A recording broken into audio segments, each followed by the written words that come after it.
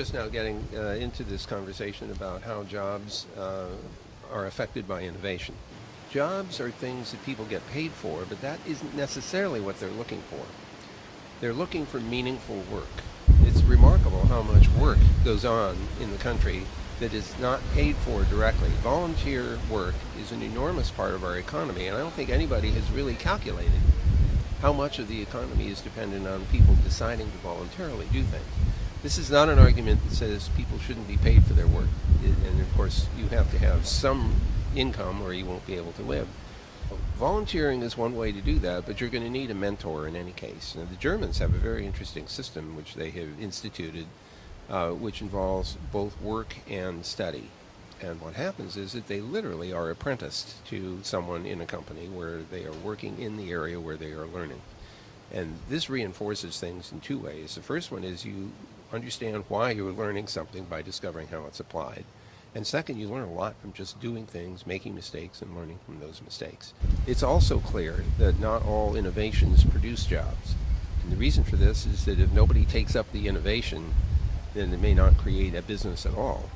On the other hand, some innovations remove jobs, in which case now you have people who are unemployed because of that. Another problem here is the rate at which jobs change.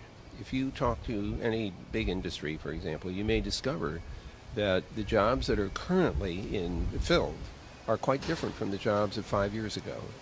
And so one thing that we don't have is good metrics about how quickly jobs and job categories change over time. And if they change quickly enough, as they tend to do in information technology, then you have to start thinking, what kind of training should I give people so that when they emerge from the system after 4 years of college, what are they prepared for, and what if the jobs that are open have changed or will change after they've completed this formal period of education?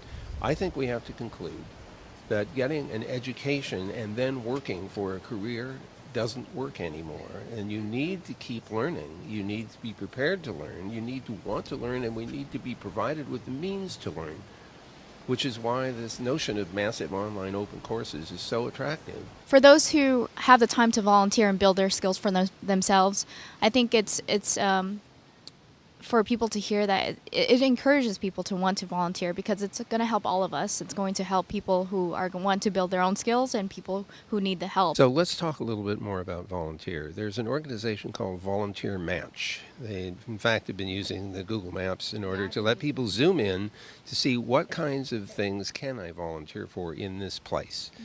So discovering things that you're interested in that other people want help with is the fastest way of linking together a volunteer with somebody who's looking for help. I think the net can become a very powerful tool for making that kind of connection. So between that and the possibility of online classes, we have an opportunity to help people learn new things and become more productive.